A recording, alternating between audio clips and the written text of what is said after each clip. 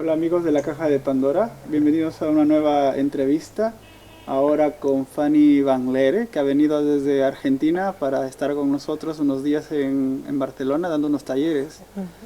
Fanny es renacedora profesional, tiene cerca de 20 años dedicada al renacimiento Revirting, tiene estudios de psicología por la Universidad de Lille, también ha sido la creadora, la fundadora de lo que sería el Revirting Internacional de España, y ahora dirige a nivel internacional una escuela. ¿Cómo se llama la escuela? Conexión consciente. Es una escuela que también está dedicada a lo que sería la difusión del revirting y sus beneficios en varios países. ¿Lo tienes tú en Argentina? Argentina, Brasil, Venezuela y España.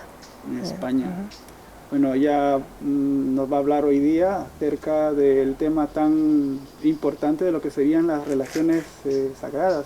Estuvo este viernes último en Barcelona dando un taller sobre ese tema, que también posteriormente estará ella cedido los derechos de este taller, esta grabación, para después subirlo en los canales de la Caja de Pandora y que podáis tener la oportunidad de ver en sí un poco más a fondo del tema. Vamos a hablar ahora del tema de las relaciones sagradas y que nos pueda comentar ella cómo ve el enfoque desde su visión de profesional, con tantos años de experiencia, qué es lo que haría pues que hoy en día no tengamos unas relaciones acordes con cómo serían el deber ser las cosas, ¿no? Estar bien en pareja o inclusive relaciones con nuestros familiares en general. ¿Qué es lo que causa que existan muchos conflictos entre las personas? Especialmente, por ejemplo, el tema de las parejas. Bien, la relación de pareja es una relación que se busca a nivel universal, ¿no? En prácticamente todos los países del mundo. Las personas buscan la felicidad a través de conseguir la pareja, ¿no? O la pareja de sus sueños, ¿no? Lo que llamamos la media naranja, ¿no? Y entonces, bueno, cuando conocen a alguien que parece encajar, ¿no? Y se enamoran, ¿no? Está esta primera fase de enamoramiento en la cual estamos viviendo en la ilusión de que el otro nos va a completar, ¿no? Y estamos todavía en una fase en la cual no conocemos muy bien el otro, ¿no? Y digamos que proyectamos, ¿no? Una imagen de esta persona que no conocemos del todo. Y de repente parece que todas nuestras carencias y todo nuestro sufrimiento desaparece, como por arte de magia, ¿no? Y digamos que inconscientemente, pues lo que buscan las personas es que esta fase dure para siempre, ¿no? Lo cual no es posible. En realidad, como se ve en las películas, siempre pues el guión es el mismo, se enamoran dos personas y al principio pues todo es mágico, ¿no? Y cuando llegan a casarse pues cae el telón de la película, ¿no? Entonces nunca vemos qué pasa después en la convivencia, ¿no? Y en la convivencia normalmente es cuando empiezan a aflorar los conflictos, ¿no? Cuando las dos personas ya tienen una relación más íntima y su dolor no resuelto, lo que les separa todavía de la verdadera felicidad, que es el contacto con el ser, con nuestra verdadera identidad, con la conciencia, ¿no? Todo el dolor que les separa de esto, el ego, todos los guiones, ¿no? Las identificaciones, ¿no? Y las emociones no resueltas, afloran. Afloran en la realidad para sanar. Es decir, por eso lo llamamos una relación, bien sea de pareja o de otro tipo, una relación consciente, lo llamamos también una relación sagrada, porque es una relación en la cual la persona va a utilizar este dolor que aflora, estas cosas no resueltas, para ser más consciente y para sanar, ¿no? Tenemos oportunidad de ser conscientes y aprovechar esta oportunidad de poder sanar nuestros aspectos que están muy de fondo en nosotros. ¿Qué es lo que haría que hoy día nuestra sociedad no tengamos esa oportunidad? Porque mucho se vive de conflictos entre relaciones y vemos que también existen un entorno de influencia de medios, o varias, desde la educación, desde los medios de comunicación, desde los estereotipos de belleza y todo esto de aquí, que de alguna forma nos atrapan en esa concepción de que una relación necesariamente tiene que ser, bueno, o generar conflictos, cuando no debería ser así, ¿no? ¿Cómo lo ves este punto de vista? ¿Qué pasa en nuestra sociedad actual? Bien, antiguamente, y para muchos de nosotros, la relación de nuestros padres, ¿no? Había roles estereotipados, ¿no? Es decir, que el rol de la madre solía ser de una forma, siempre hay excepciones, ¿no? Pero en general, ¿no? Es decir, que la madre se quedaba en casa, era la que era más cercana, afectiva con los hijos, la que en general se encargaba un poco más, ¿no? De la educación afectiva de los hijos. El padre era una figura más bien ausente, también tanto a nivel emocional como muchas veces físicamente, porque trabajaba fuera, y su papel era de brindar el sustento económico a la casa. Y en muchos casos, ¿no? No siempre, pero en la mayoría de los casos también era la figura de autoridad, ¿no? Muchos niños antiguamente le tenían miedo a su padre, ¿no? Es un poco el rol antiguo en el cual la mujer es más madre que mujer, ¿no? Y el padre es más un trabajador o un jefe de familia que un padre en realidad, ¿no? Y entonces antiguamente las personas se identificaban con este rol, ¿no? Y había también la presión social de que el divorcio no estaba bien visto, las personas se tenían que quedar juntas, pase lo que pase, ¿no? Y entonces había también dolor, por supuesto, insatisfacción y conflictos, pero digamos que estaban como más reprimidos, ¿no? Todo se escondía más, ¿no? Porque las personas se identificaban con un rol y se lo ponían como una obligación el cumplirlo, ¿no? Y la estructura social pesaba mucho, ¿no? Entonces muchas personas se quedaban, ¿no? en estas situaciones de familia a pesar de no ser felices, ¿no? Por el que dirán o por el miedo también, ¿no? Miedo a la economía, digamos que eran relaciones más bien de codependencia. Era muy común que la mujer no se supiera sostener a sí misma económicamente, lo cual está cambiando en la sociedad actual. Y también era muy común de que el hombre no sabía mantener una casa. Entonces no sabía ni lavar la ropa, ni lavar un plato, ni hacer una comida. Pero estás hablando esto de hace, no sé, 50 años atrás, o esto ha sido siempre a través de la historia, o ha habido un periodo grande en la humanidad que hemos vivido bajo esta forma de codependencia. Sí, Yo creo que nació con el patriarcado, que tiene unos 5.000 años más o menos, ¿no? En general, ¿no? Entonces estos roles se están cayendo ahora, ¿no? Ahora las mujeres trabajan afuera, lo que se busca en una relación ha cambiado mucho, ¿no?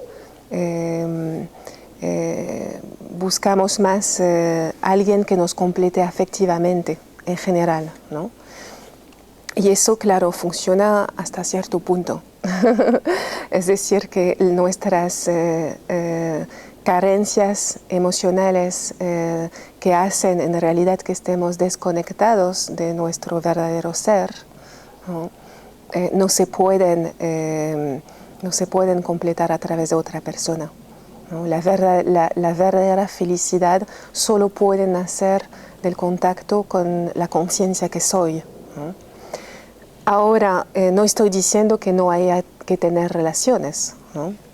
Una pareja puede ser una experiencia maravillosa, también en el sentido de que nos puede hacer consciente, ¿no? Porque va a potenciar, al igual que un buen espejo, ¿no? Nos va a hacer ver, ¿no? Tanto las partes nuestras que sí están en armonía con nuestra verdadera naturaleza y hasta las puede potenciar, es decir, nuestra parte de felicidad, pero también nos va a reflejar el dolor que todavía no hemos superado, o la frustración, los juicios, etcétera, ¿no? Nuestras sombras, ¿no? Exacto, sí, Pero lo podemos llamar así. Sí, sí, lo podemos llamar así. Entonces, en realidad la pareja, tal como en palabras de como lo dice Cartole, que me encanta, no está ahí para hacernos felices, está ahí para hacernos conscientes. Y si usamos la pareja y las relaciones en general, ¿no?, para ser conscientes, entonces somos felices. So, la pareja es maravillosa porque nos puede hacer ver todas las cosas nuestras que no hemos resuelto todavía. No quiero verlo, voy a culpar al otro, voy a proyectar, ¿no? Entonces mi frustración va a aumentar, ¿no? Y entonces ahí es cuando se van a crear conflictos. Ahora, si yo soy capaz de interiorizar, entonces voy a poder ver las partes de mí que están llevando el conflicto, las partes de mí no resueltas que me hacen sufrir y crean sufrimiento. Y si me responsabilizo de estas emociones y hago un trabajo para transformarlas a través de la conciencia, entonces voy a poder avanzar mucho en la conexión con quien soy, en ir desmontando estas falsas identidades que me impiden ser feliz. Quiere decir que existirían dos caminos a elegir en la forma como nos queremos relacionar. Uno sería ser ciegos y no darnos cuenta de lo que tenemos, que está produciendo los conflictos en nuestra relación, y seguir así, y seguir ahondando más en el dolor de una relación que puede ser muy conflictiva y puede también repercutir sobre las personas que nos rodean. Hablo, por ejemplo, del caso de una relación de pareja con hijos. Claro. O sea, la relación del conflicto de los padres repercute también en los hijos, porque los hijos van a ser testigos de ese choque de sombras, por decir así, entre uno y otro. Y van a acumular también ese dolor emocional y luego es muy probable que tendrán tendencia a reproducirlo ellos en sus relaciones. Y la segunda opción sería, lo que tú estás hablando, tener la maravillosa oportunidad de poder relacionarse viendo que la persona que está enfrente nuestro de alguna forma nos está recordando las cosas que tenemos que sanar. Exacto. Y aprovechar esa magnífica oportunidad para hacer un trabajo conjunto y de acompañarse uno a otro sabiendo que uno busca de alguna forma encontrar la manera de relacionarse desde otro nivel, pues es nivel de conciencia, ¿no? Exacto, exacto. Y no siempre es fácil, ¿no? Porque cuando estamos enfadados o frustrados, ¿no?, nuestra mente, nuestro ego quiere culpar al otro, ¿no? Y solo ve, ¿no?, que la situación es injusta, ¿no? O que el problema viene de afuera, digamos, de las circunstancias o de las personas.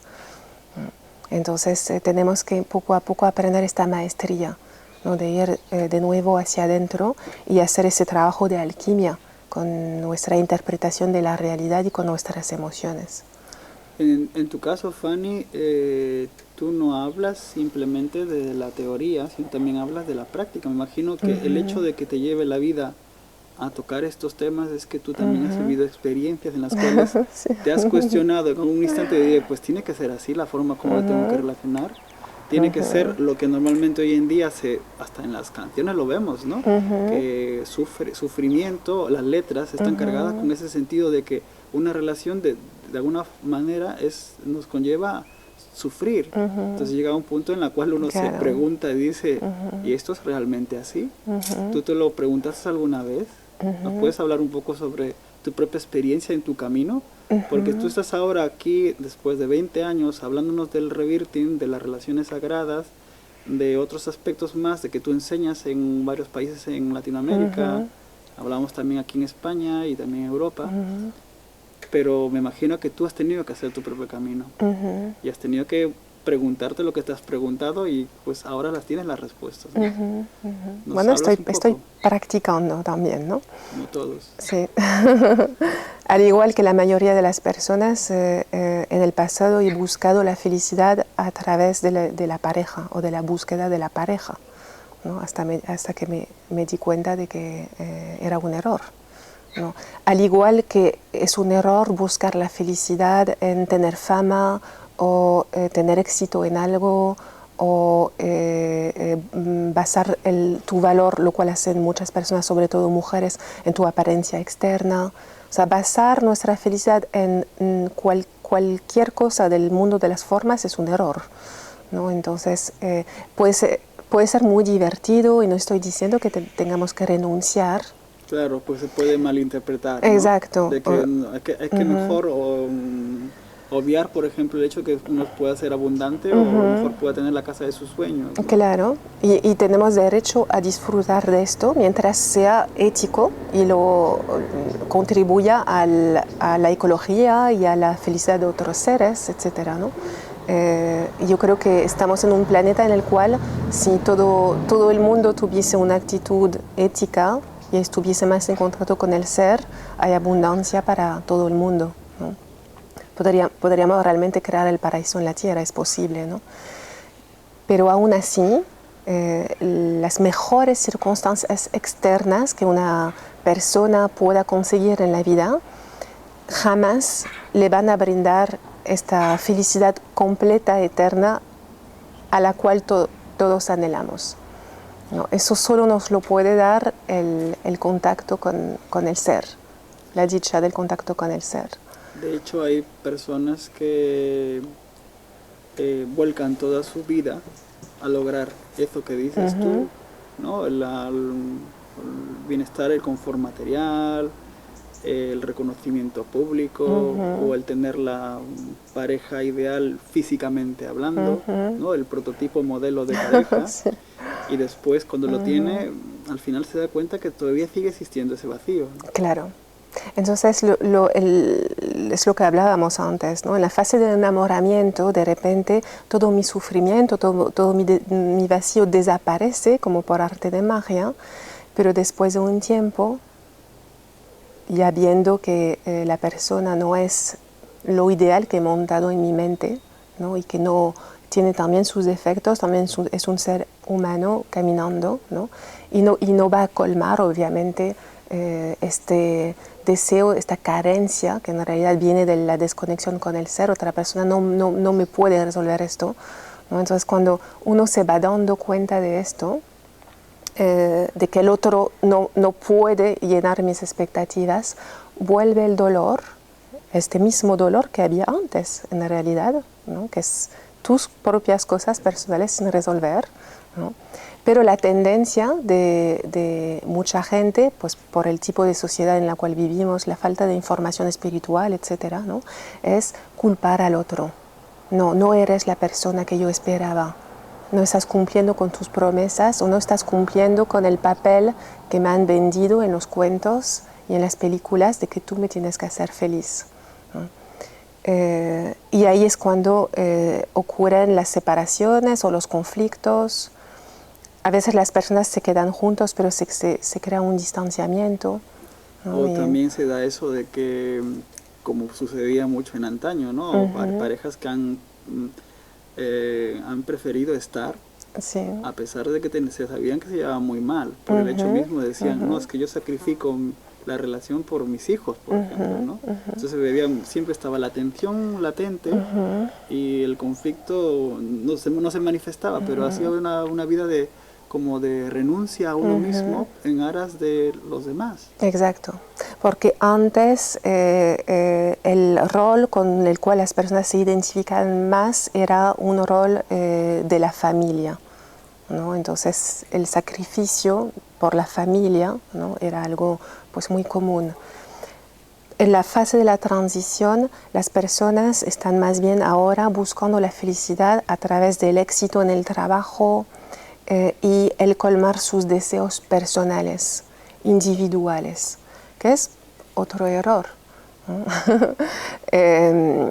Aunque, bueno, es una transición interesante, ¿no? Porque las personas están pensando más en sí mismas, lo cual en un primer momento puede parecer o ser mucho más egoísta, ¿no? Pero justamente a través de intentar colmar estos deseos externos, poco a poco nos vamos dando cuenta de que no tampoco funciona. Entonces hay un momento, yo creo que mucha gente hoy en día ya están llegando ahí, por eso hay todo un despertar general en el planeta de la conciencia, en el cual los individuos se están empezando a dar cuenta, vale, realmente nada del mundo externo, aunque es muy bonito disfrutarlo, pero nada del mundo externo me va a satisfacer este hambre de amor que tengo, ¿no?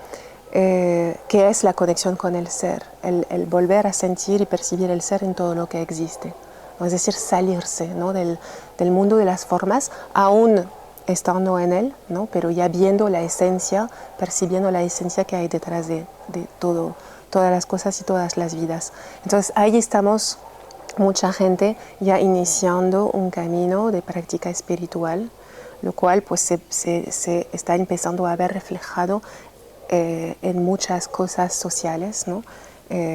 Estamos en los inicios, ¿no? Y uno de ellos obviamente es la pareja. Estamos buscando, construyendo todavía un nuevo modelo. Todavía no sabemos muy bien cómo es. Las personas saben que lo que han estado buscando antes no funciona, no les trae la felicidad. Todavía no saben muy bien qué es lo que buscan, pero ya se están dando cuenta de que no es desde afuera. Entonces realmente estamos viviendo una época apasionante. Sí, no solamente en el tema de las relaciones, sino también en el tema de la economía, en el tema de la educación, en el tema de la salud. Y como que el hecho mismo de las situaciones que son tanto conflictivas o difíciles hace que uno vuelva su mirada hacia el interior y decir, ya me doy cuenta que la solución no estaba afuera, sino está en uno mismo. Exacto, sí. ¿Qué crees que nos hace desconectar de nuestra sabiduría interior? Aparentemente es un patrón que se repite en el tiempo y que lo recibimos de otras generaciones y la vamos repitiendo, ¿no? Hasta que alguien dice, pues, basta ya, detengámonos, comencemos a pensar y ver, y nos vamos a dar cuenta de que es algo que estamos repitiendo. ¿Dónde surge este patrón y cómo es que lo transmitimos de generación en generación? En el Renacimiento se considera que hay 10 grandes traumas del ser humano, y por trauma entendemos pues lo que te separa del ser, de tu verdadera identidad. Y bueno, realmente se llama así porque es lo que es, un trauma. Cualquier cosa que te separa de la dicha de la conciencia, tu verdadero yo en realidad, ¿no? Pues es un trauma en el sentido de que lleva al sufrimiento, ¿no? Entonces podríamos hablar de los 10, ¿no?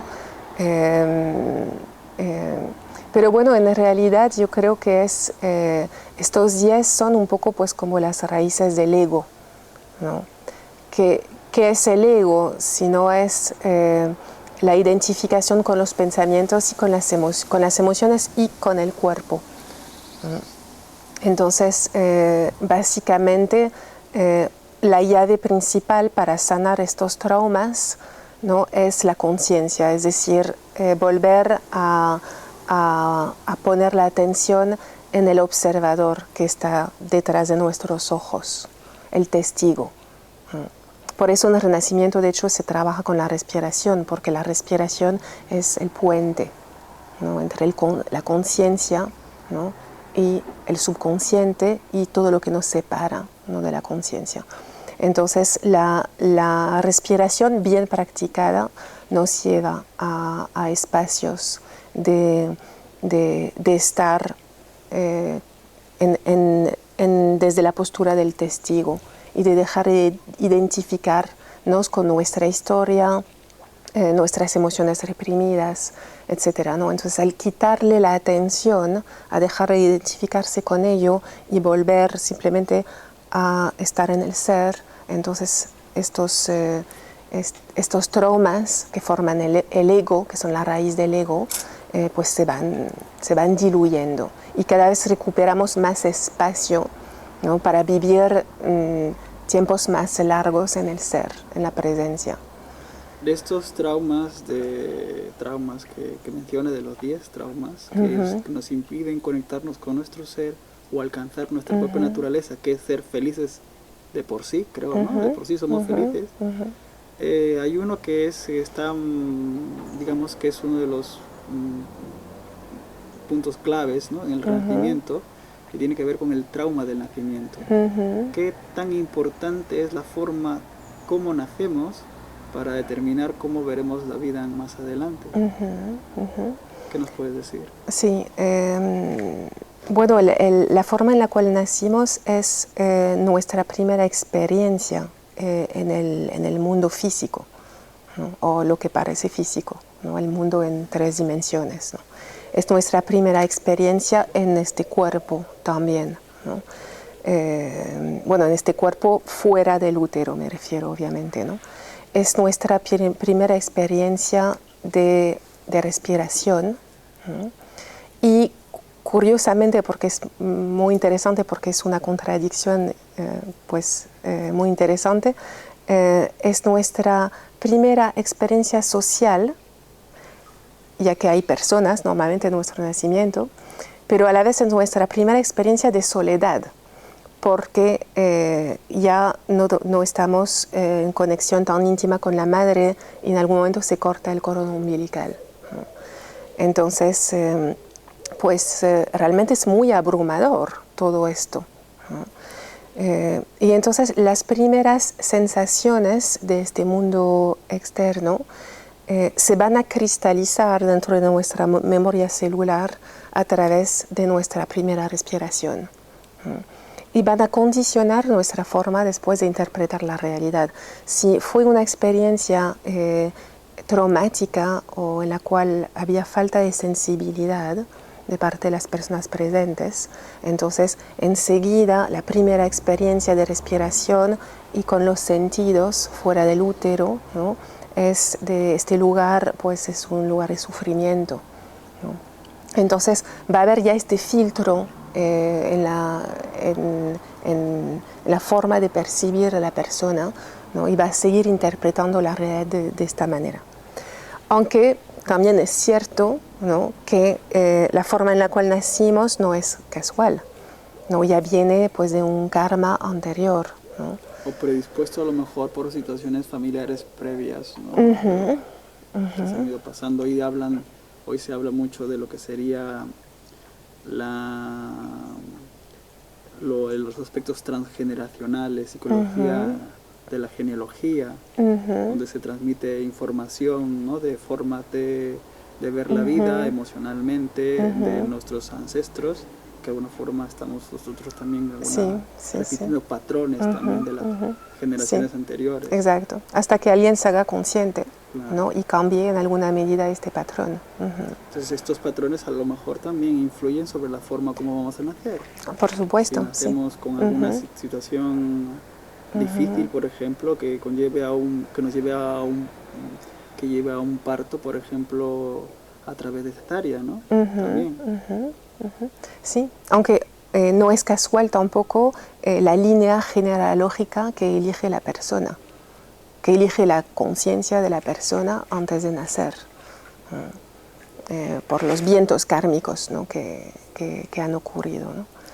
¿Y qué tan conscientes crees que somos ahora, bueno, la generación actual, en relación a esto de nacer o velar por un nacimiento consciente?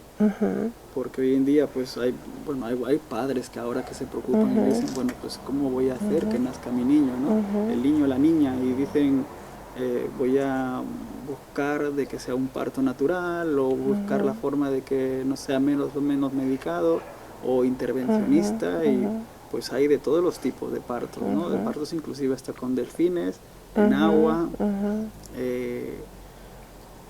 ¿Tú crees que esto de acá es una tendencia actual, de que las personas están despertando a una nueva forma de ver lo importante que es nacer en condiciones apropiadas? Sí, sin lugar a dudas, el nacimiento natural está cada vez más en boga, ¿no? Cada vez hay más gente que quieren tener sus hijos de forma natural, ¿no? Y cada vez hay más profesionales de nacimiento que se están dando cuenta del daño que se está haciendo, ¿no? Cuando ocurre un parto no consciente.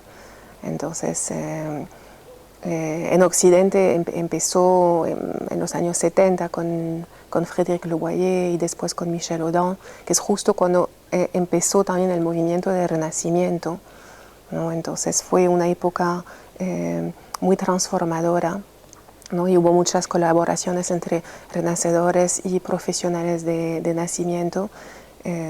Y entonces pues de ahí se hicieron muchos estudios, ¿no?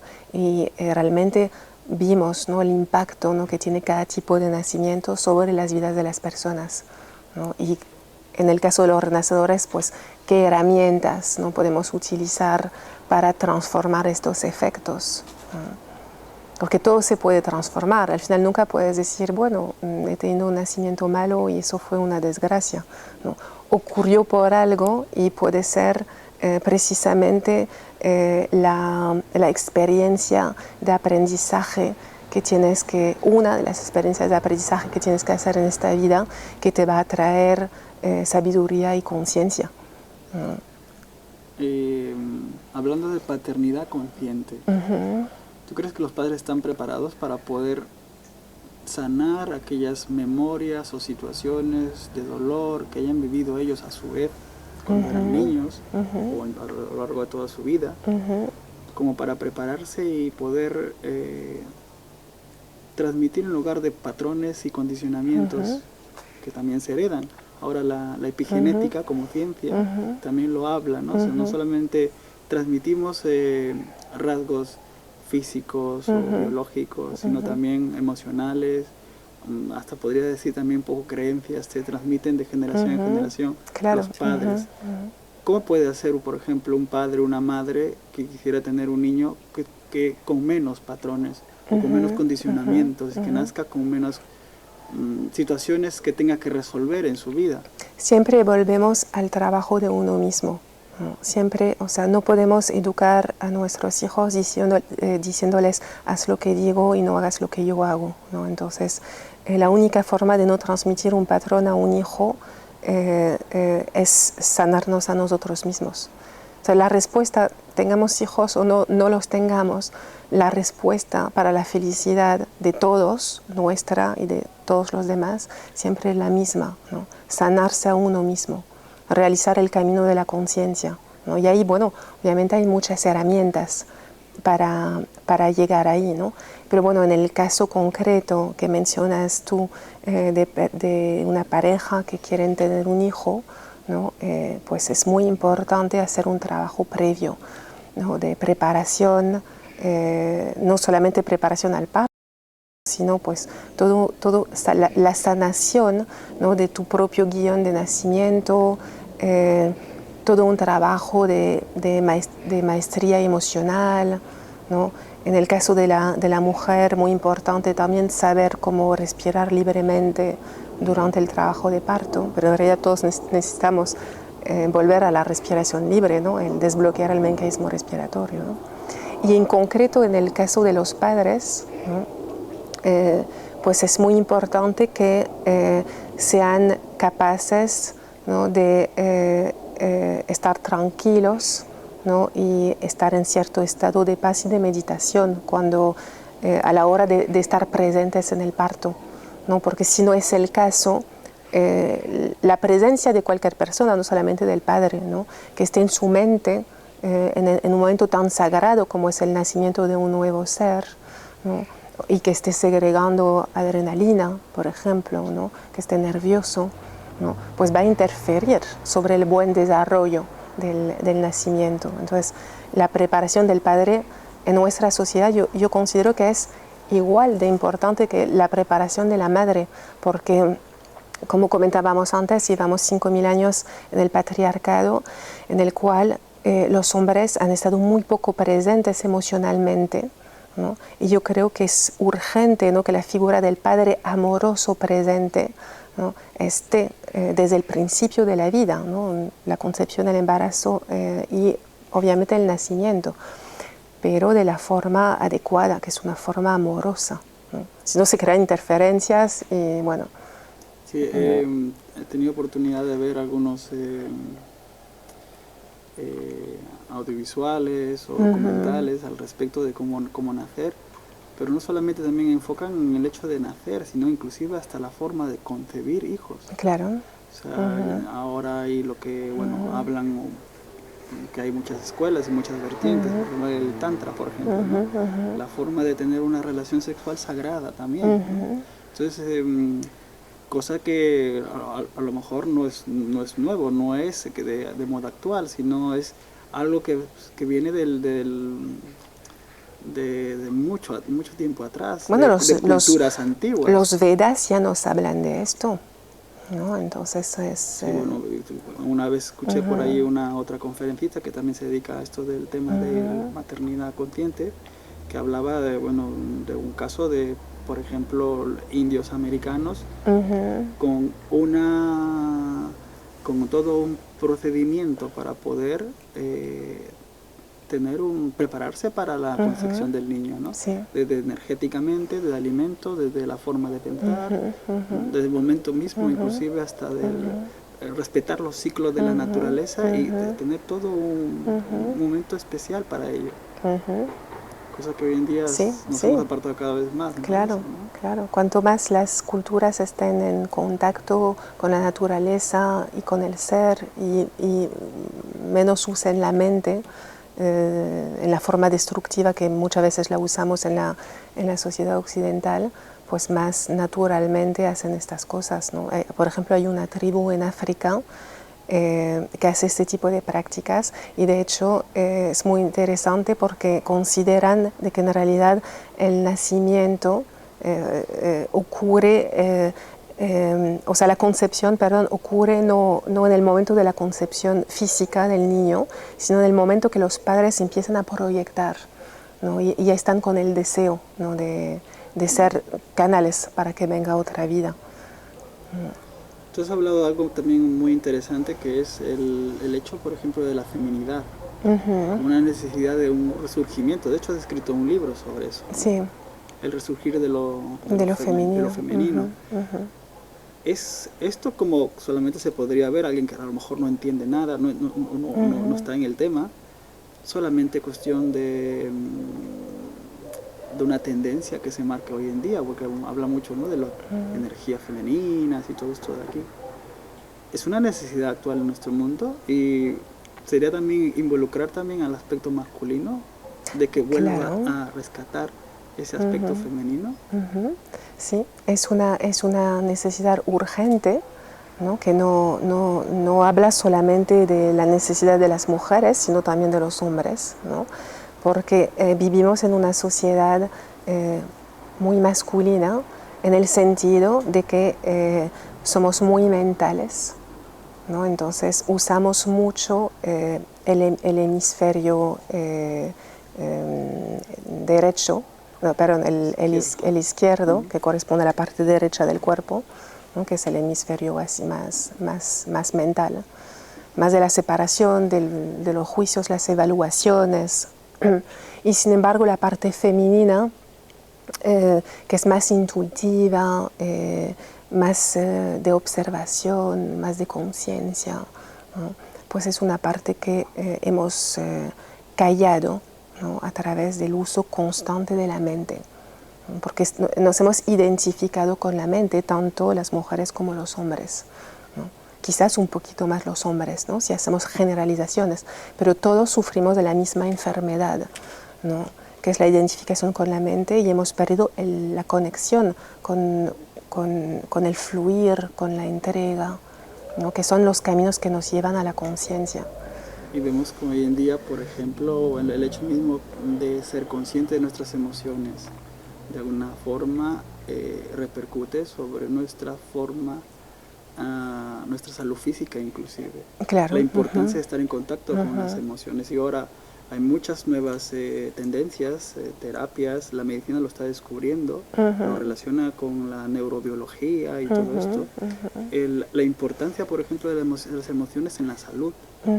El hecho mismo, por ejemplo, de que los hombres tengamos a tener la tendencia a ser mucho más racionales y a no expresarnos emocionalmente, porque bueno, ha habido cánones diciendo que no puedes tú, por ejemplo, mostrar tu vulnerabilidad, ¿no? O sea, emocionalmente vulnerable. Sí, eso de los hecho, niños no lloran, por ejemplo, ¿no? Esa famosa frase, ¿no? Eso corresponde, ¿no?, al paradigma antiguo que se está cayendo, pero que todavía está muy presente. Sí. Entonces imagínate, vuelvo al tema, ¿no? Un niño que no llora. Entonces es un niño que reprime sus emociones. Exacto. Un niño que reprime sus emociones, tarde o temprano terminará explotando, ¿no? Físicamente a través de cualquier tipo de enfermedad. Claro. Ahora, es tanto un problema en realidad el reprimir las emociones, que sería un patrón en general más masculino, ¿no?, como quedarse atrapado, identificarse con las emociones, que es un patrón en general más femenino, pero que también lleva a la enfermedad. ¿Reprimir? ¿Y? Reprimir y identificarse. La identificación con las emociones lleva al drama, ¿no?, que podríamos decir en general es un patrón más femenino, ¿no?,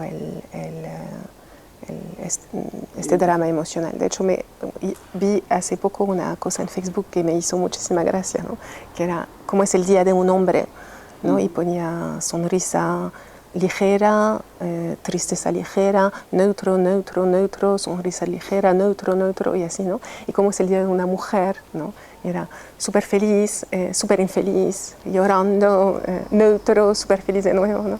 Y me hizo mucha gracia porque dije, bueno, en algún grado refleja mucho, ¿no?, la diferente psicología actual, ¿no?, de la sociedad en la cual estamos, ¿no?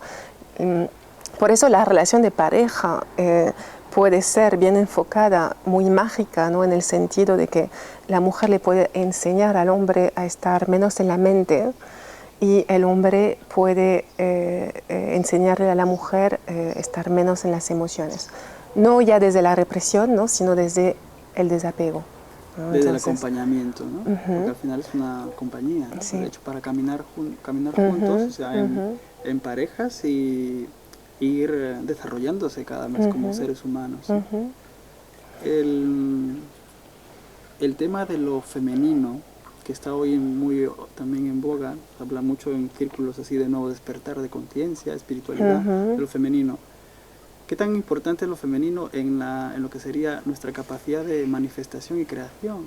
Porque dice que somos creadores también nosotros, ¿no? Somos seres que tenemos la misma esencia de lo divino y participamos de una co-creación de nuestra propia realidad. Entonces yo a veces lo relaciono y digo, pues, si efectivamente, si la creación tiene que ver con conexión, con intención y a sumarle emociones, pues el lado de lo femenino, las mujeres lo tienen como maestría, entonces, de creación, ¿o me equivoco? Lo que le da la energía a las emociones y a los pensamientos para que puedan crear la realidad es la conciencia, ¿no?, o el prana, ¿no?, la energía, ¿no? Entonces, cuanto más conscientes somos, también más poder de creación tenemos, ¿no? Obviamente hablando del poder de creación en armonía con lo divino, que es lo único que nos interesa, porque es el único que nos puede llevar a la felicidad. Ahora bien, o sea, en realidad podríamos decir que la energía es femenina, ¿no?, y el pensamiento es masculino, ¿no? Entonces, para crear, digamos que hace falta energía, ¿no? Y el pensamiento le da forma, le da una estructura, ¿no? Entonces, juntos, pensamiento y energía crean la forma o la ilusión de la forma, ¿no?, del mundo en el cual vivimos, ¿no? Si uso el pensamiento para crear sin tener una conexión fuerte con la conciencia, entonces voy a crear desde el ego.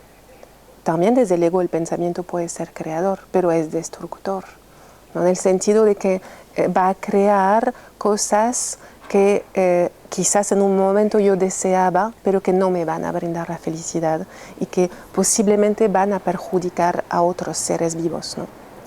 Hubo un documental hace ya ahora varios años que hablaba sobre nuestra capacidad creativa y creadora. era la ley de atracción. Sí. El secreto, un documental que circuló por todo el mundo, en varios idiomas y todo, pero que hablaba justamente de esto, ¿no? ¿Tú crees que era la versión más simple de lo que era? Es todo un proceso mucho más complejo. Yo pienso que habría que añadirle la importancia de que el pensamiento, cuando lo usemos, esté al servicio de la conciencia. El pensamiento usado sin estar en conexión con lo divino, ¿no? Pues ha creado el mundo destructivo en el cual estamos hoy en día, ¿no? Entonces, obviamente tenemos una mente, y si la tenemos es que ha sido creada para usarla, ¿no? Pero para usarla como una herramienta.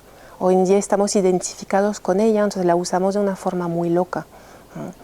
Deberíamos poder usarla y no usarla también, ¿no?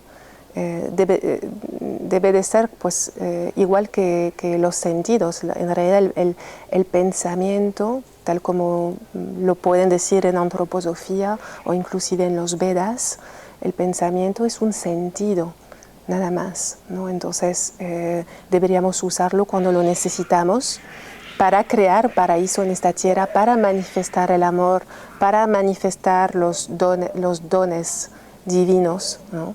Al servicio, ¿no? de la vida, ¿no? Pero no se debería de usar a favor del ego. Entonces, el pensamiento es creador, sí, pero tenemos que tener mucho cuidado de cómo lo usamos, ¿no? Esta información puede ser hasta peligrosa, ¿no? Puestas en manos de personas inconscientes.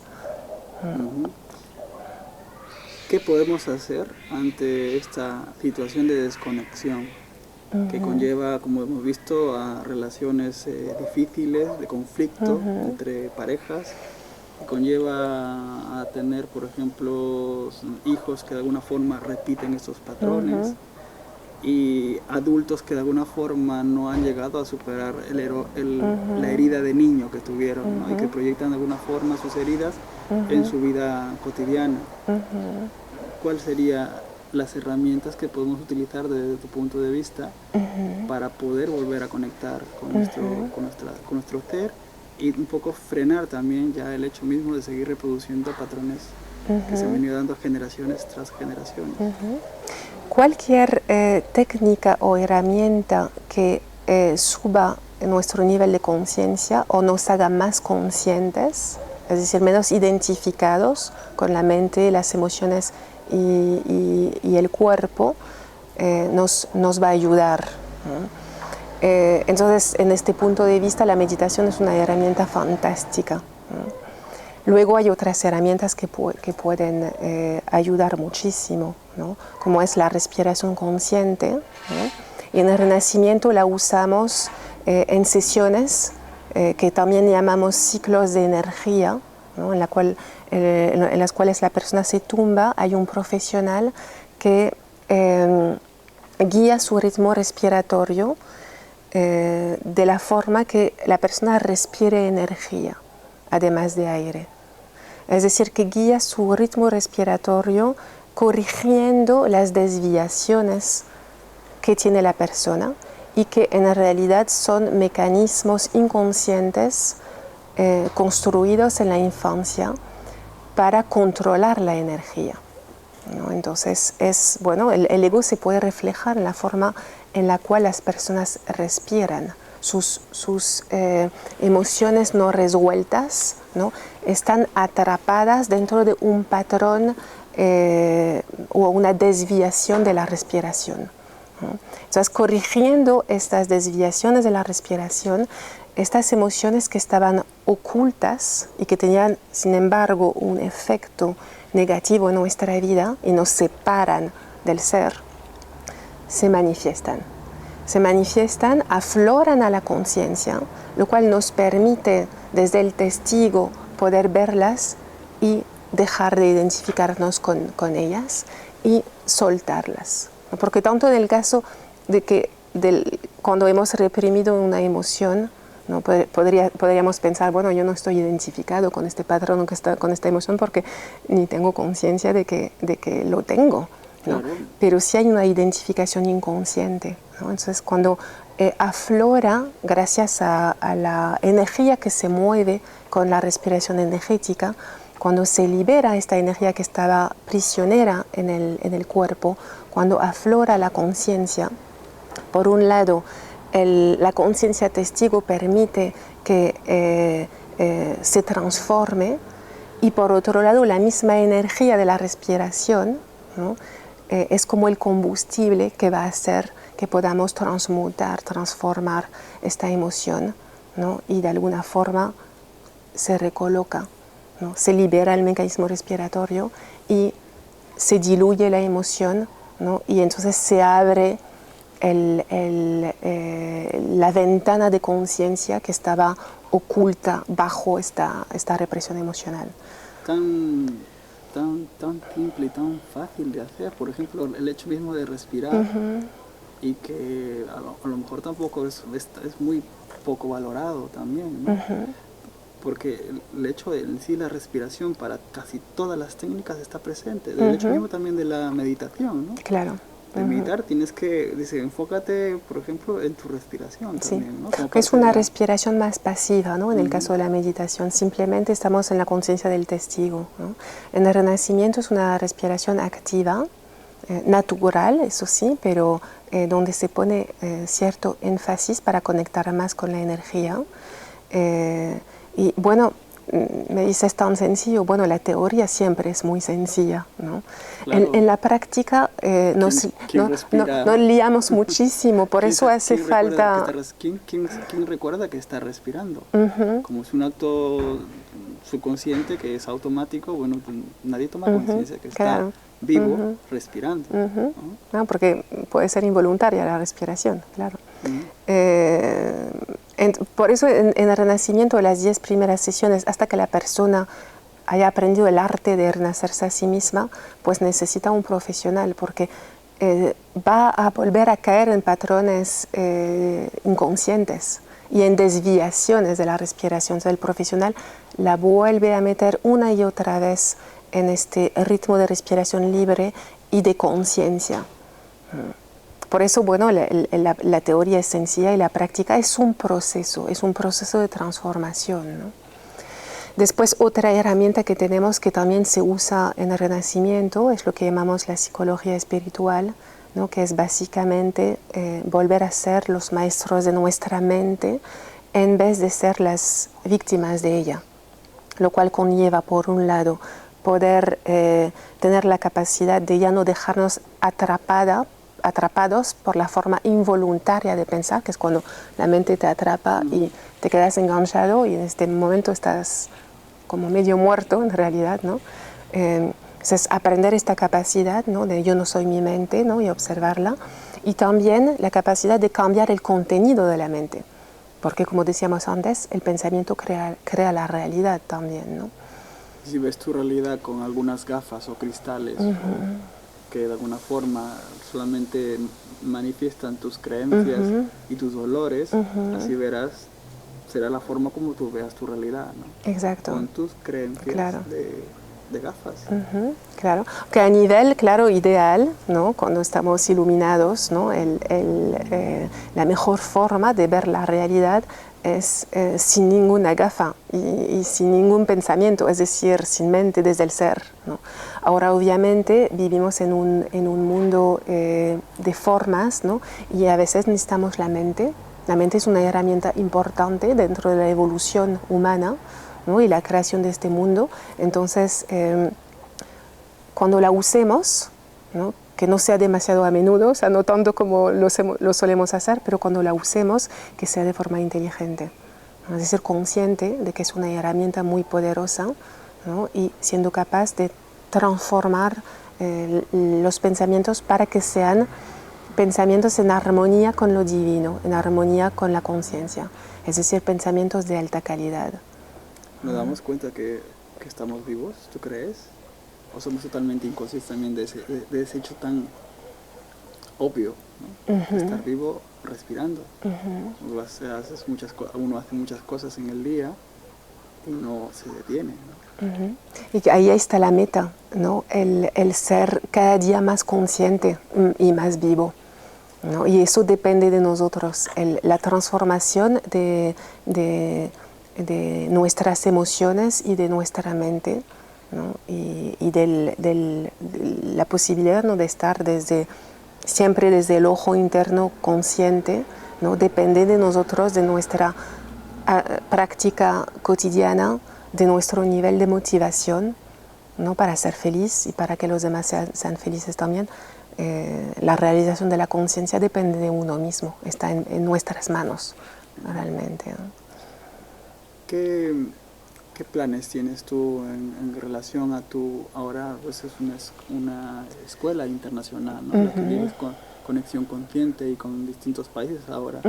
¿Cuál es su proyección? ¿Cuál es su finalidad? ¿Qué es lo que buscas con esta escuela? El nombre es Conexión Consciente porque se llama así por la conexión consciente con el ser, ¿no? Entonces, pues la escuela está ahí de alguna forma porque quiero, junto a todo el equipo maravilloso que tenemos en la escuela, que pongamos nuestro granito de arena para el desarrollo de la conciencia en este mundo. Ahora, obviamente, siempre empezando por uno mismo, ¿no? Yo, de hecho, ahora pues vivo en Argentina, en el bosque, y paso mucho tiempo en silencio, retirada, estando con mi propia práctica. ¿Tú crees que es factible de que uno pueda llegar a desarrollar ese camino, de tener ese encuentro con su propio ser? ¿Es fácil hacerlo? La palabra fácil es muy relativa, ¿no? Se van a presentar obstáculos que son las joyas del camino, en realidad, ¿no? Cada piedra que nos encontremos, si sabemos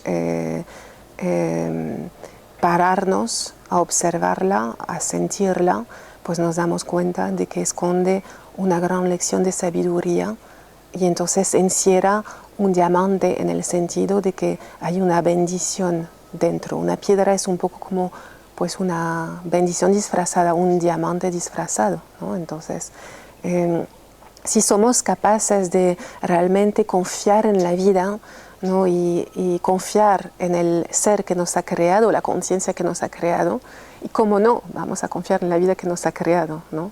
En la mente, ¿no?, que se enreda, ¿no? Pero poniendo conciencia nos damos cuenta de que es ridículo no confiar en la vida que nos ha creado, ¿no? O sea, si confiamos en la vida que nos ha creado, pues vamos a ser capaces de aceptar las circunstancias de vida, aprender de ellas, y de ahí viene la transformación y transformarlas en conciencia y en luz, ¿no? Entonces, depende de uno, realmente. Ahora, es importante, y por eso yo monté esta escuela, todos necesitamos, o casi todos, necesitamos en el camino recordatorios, necesitamos el apoyo de otras personas que estén haciendo el mismo camino, y nos ayuda pues, a no olvidarnos, ¿no? Porque muchas veces nos volvemos a quedar atrapados en patrones mentales, emocionales, ¿no? Y puede ser fácil el sumergirnos de nuevo, ¿no?, en el mundo de las formas. Todo va muy rápido hoy en día, ¿no?, sobre todo las personas que viven en ciudades, ¿no? Entonces es muy fácil volver a la inconsciencia cuando todavía no tenemos un hábito enraizado en la conciencia. Entonces durante esta transición es muy importante rodearnos de personas, y eso es lo que hacemos en los seminarios de un año. Es todo un grupo, se crea magia realmente, ¿no? Después muchos se quedan amigos después, incluso cuando ya se acabó el seminario. Y entonces poco a poco nos vamos rodeando de personas que nos ayudan a mantener este nivel de conciencia, porque también lo están trabajando. Y obviamente pues la vida es más divertida cuando es así, ¿no? Claro, acompañarse, ¿no? Acompañarse para las personas que tengan similitudes en sus inquietudes de vida. Y decir, bueno, no estoy haciendo este camino de autodescubrimiento, no solo, lo estoy haciendo con compañeros con los cuales yo puedo conversar, recurrir Exacto. Alguna situación se presenta en la cual yo sienta que está siendo un poco duro, ¿no? El camino a veces en ciertos tramos. Sí, con apoyo siempre es más fácil, claro. Si uno quisiese, por ejemplo, aquí en España, tener contacto con un renacedor, ¿qué tendría que hacer? Tenemos la organización Rebirth Internacional España, que tiene una página web, y ahí hay todo un listado de profesionales en las diferentes ciudades de España. Hay la opción entonces de utilizar esta herramienta que es el renacimiento como nuestro camino para poder conectar con ese ser. Y también existe la opción también de poder formarse para que uno pueda a su vez no solamente hacer su camino, sino también acompañar a otros. Exacto, exacto. De hecho, en la escuela tenemos varios programas. Uno es de desarrollo personal y otro es como formación, ¿no? O sea, se suele hacer, depende de los países, ¿no? En España y en Argentina ahora lo estamos haciendo un fin de semana al mes con un retiro final de 4 días, ¿no? En total es casi un año. En Brasil lo estoy haciendo en 3 veces una semana. En Venezuela probablemente la próxima lo vamos a hacer 3 semanas seguidas, ¿no? Pero bueno, el programa es el mismo. Los contenidos son los mismos, los módulos que se tocan, los puntos que se tocan para la formación. Sí. Y se logra tener también las sesiones de respiración, me imagino también dentro de lo que sería la misma formación. Sí, sí, sí. Dentro de la misma formación las personas reciben sesiones individuales y también aprenden a darlas, ¿no? Entonces ya obviamente hay una experiencia personal y después una experiencia también profesional antes de tener el diploma que está respaldado por la Asociación Internacional de Renacimiento. Cuando una persona termina sus 10 sesiones, ¿puede continuar? En la mayoría de los casos, si hacemos estadísticas, después de 10 sesiones una persona ha liberado ya el mecanismo respiratorio, entonces ya puede renacerse a sí misma. Pero hay casos que hace falta un poco más, depende. ¿Qué implicaría, por ejemplo, esa liberación de mecanismos de respiración? Una persona tiene el mecanismo respiratorio desbloqueado cuando respira fácilmente sin esfuerzo y puede usar las diferentes partes de su mecanismo respiratorio. Si lo hacemos así muy resumido, podríamos decir que puede respirar o simplemente en el pecho o simplemente en la barriga o en los dos, empezando por uno o por otro, de forma libre sin esfuerzo, ¿no? Es decir, que ya fluye de nuevo la energía en sus meridianos, ¿no? Ahora, eso significa mucho más que un bienestar físico y más salud, ya que la energía fluye mejor. Significa un aumento de la conciencia y significa que muchos de los mecanismos de autosabotaje o las principales emociones del ego o las emociones que nos desconectan con el ser, pues también se están disolviendo. Y se habla de que no solamente sería el aspecto emocional que se libera, los patrones de pensamiento y todo esto, sino que también repercutiría sobre la salud del cuerpo físico. Claro. Porque ya han habido, por ejemplo, el caso de un premio Nobel que hablaba de la importancia de la oxigenación para poder recuperar la salud física. Sí. De hecho, tenemos en cada fosa nasal tenemos un meridiano que se llama nadi, ¿no? Y es bien conocido en Ayurveda o en medicina china que estos meridianos distribuyen energía a todo el cuerpo. Por eso, en general, la respiración por la nariz es más saludable que la respiración por la boca. Entonces, obviamente, cuando desbloqueamos el mecanismo respiratorio, se despejan estos canales energéticos, ¿no? Y entonces nuestro cuerpo va a funcionar mejor. Un cuerpo alimentado de energía elimina la enfermedad. Y también habría un mecanismo de desintoxicación del cuerpo también, de toxinas. Sí, a través de solamente Claro. la respiración. Por eso lo resumí diciendo elimina la enfermedad, porque bueno, pasan muchas cosas como eliminación de toxinas, efectivamente, ¿no? Tenemos que tener en cuenta de que más del 70% de la eliminación de toxinas ocurre a través de la exhalación. Entonces, si tenemos la respiración muy contraída, muy inhibida, que es el caso de la mayoría de las personas, pues la eliminación de toxinas no se hace tan bien. Inhibidas por los traumas que mencionabas. Sí. La represión de las emociones o la identificación con las emociones. Con el cuerpo, con la mente. Cuerpo, la forma como, no sé, tuvimos la forma de ser educados, ¿no? También una serie de situaciones que se han pasado. O situaciones familiares que hemos vivido. Todo Sí, eso. cualquier hecho, la educación, por ejemplo, cualquier parte de educación o de familia que nos haya enseñado a poner la atención en las cosas externas, considerando que pensamientos y emociones también son cosas externas, ¿no? O que pertenecen al mundo de las formas, de Maya, de la ilusión, ¿no? En vez de seguir conectado con nuestro ser interno como cuando éramos niños o bebés. Por eso los niños y los bebés son tan felices, ¿no? Y a todo el mundo le encanta estar en presencia de ellos en general porque irradian esta felicidad y esta luz que muchos adultos han perdido. ¿No? La vamos perdiendo a medida que nos identificamos con el cuerpo, las emociones y la mente.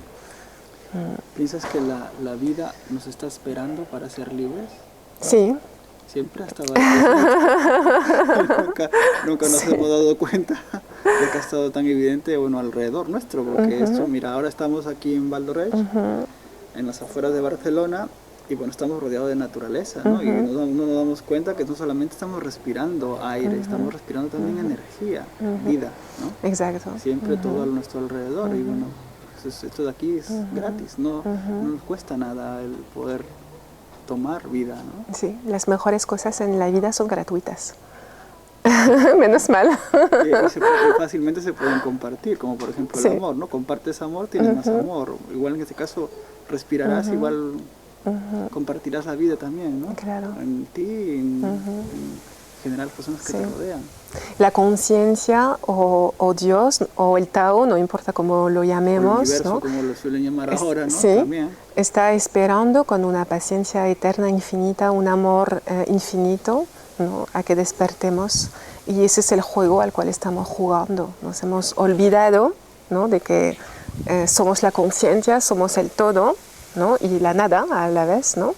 Y hemos entrado en la ilusión de unos personajes, ¿no? Y cuanto más nos hemos identificado con el personaje, más hemos entrado en sufrimiento. Y ahora estamos jugando a, de repente, ver. Pero para ver esto que es innombrable y experimentarlo y vivirlo, tenemos que primero desidentificarnos de lo que no es. Para que podamos descubrir lo que realmente somos, ¿no? Que está ahí. Que está ahí que nunca se fue a ningún sitio y que no podemos abarcar con la mente. Entonces, ahí está la trampa, ¿no? Porque muchos buscadores, claro, buscan la respuesta, pero la quieren entender con su mente, por lo tanto no la entienden.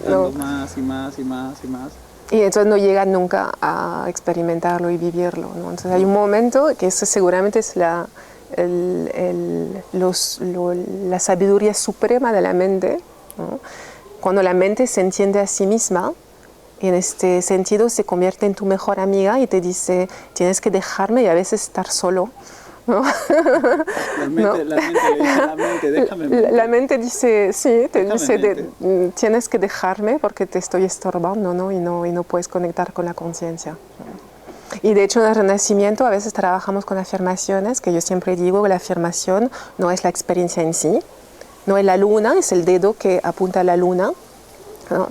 Pero la afirmación pues es algo que repites, ¿no? Y entonces está en tu mente, entonces cuando tu mente se active, ¿no? En algún momento te va a lanzar esta afirmación, que puede ser, por ejemplo, pues ahora elijo no pensar, ¿no? O ahora elijo dejar a la mente, o estoy conectado con el ser o con la respiración, ¿no? Entonces usamos la misma mente para recordar que tenemos que dejarla. Esta es la contradicción, ¿no? Es una forma inteligente, ¿no? de usar la mente. Sí, es una forma de poder utilizar al mismo, bueno, para otros dicen verdugo, para poder liberarse de la cárcel, ¿no? Sí, está bien dicho. Forma. Quisieras, ¿tienes algunas palabras que puedas dirigir al público que nos están viendo, no solamente aquí, bueno, en España, esto de acá llega a todo el mundo, a todos los países de habla, inclusive de habla hispana, y aquellos que no son, que tienen ahí personas que viven en el extranjero, que son lugares donde una persona, por ejemplo, de habla española, que viva en algún país de habla inglesa. Entonces tenemos la oportunidad de poder dirigirnos a ellos. ¿Qué te gustaría a ti decirles a las personas que nos están viendo en relación a esto de la necesidad de conectar con el ser, a lo mejor en la necesidad de poder cuidar de lo que, bueno, particularmente yo considero que son las semillas del nuevo cambio, por ejemplo, los niños, ¿no? El hecho mismo de cuidar de esas semillitas para poder que las generaciones que vengan sean generaciones más conscientes, que asuman a lo mejor cargos políticos, que sean los transformadores, ¿no? Una transformación de fondo. ¿Qué les dirías tú como renacedora, con la experiencia que tú tienes? Les diría que no importa dónde vivís, las circunstancias políticas de vuestro país o la condición económica de vuestro país o inclusive vuestras circunstancias personales, ¿no? Sea cual sea vuestra situación, siempre podéis tomaros el tiempo de conectar con el ser, ¿no? Y eso es sencillo, no requiere, si todavía no puedes organizar esto en tu vida o no tienes impulso de hacerlo, no requiere sentarte a meditar muchas horas si todavía no puedes hacerlo, pero simplemente puedes en cualquier lugar, estés donde estés, tomar el tiempo de hacer algunas respiraciones conscientes, pararte o escuchar los sonidos, poner conciencia en las sensaciones del cuerpo, ¿no? Observar, cuando tu mente está activa no puedes pararla, por lo menos observarla, ir cambiando estos pensamientos, ¿no? Hoy en día además, inclusive si vives en un lugar donde no puedes tener un grupo de apoyo, no puedes todavía, hasta que lo crees, porque lo puedes crear, no puedes todavía estar rodeado de personas que te apoyen, pues hoy en día está internet, ¿no? Entonces puedes contactar con nosotros, puedes contactar con personas de conciencia que te inspiren a seguir con una práctica, que al final eso es lo más importante, ¿no?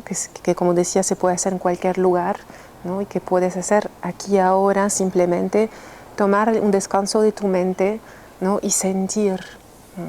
Permitirte disfrutar del aquí y ahora. Se puede hacer, estando en cualquier situación se puede hacer, ¿no?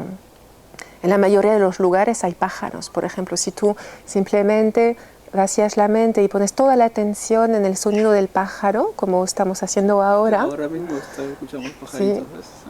Sí. Es imposible no ser feliz, porque el canto del pájaro, bueno, San Francisco de Asís diría que es una alabanza a Dios, ¿no? Porque es pura alegría, ¿no?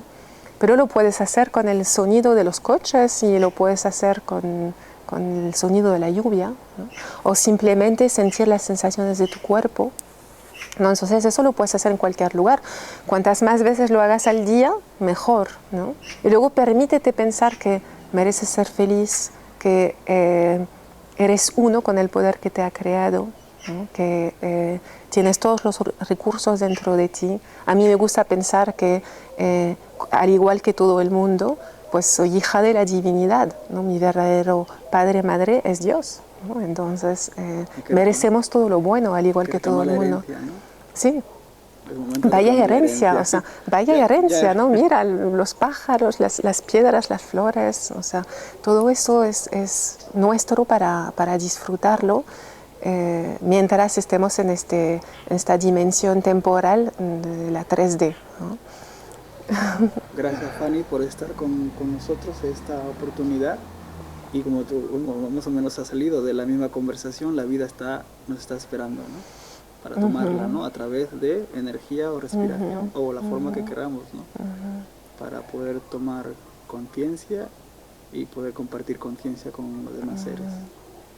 Bueno, agradecerte por la entrevista y hasta otra oportunidad. Gracias. Gracias, Martín.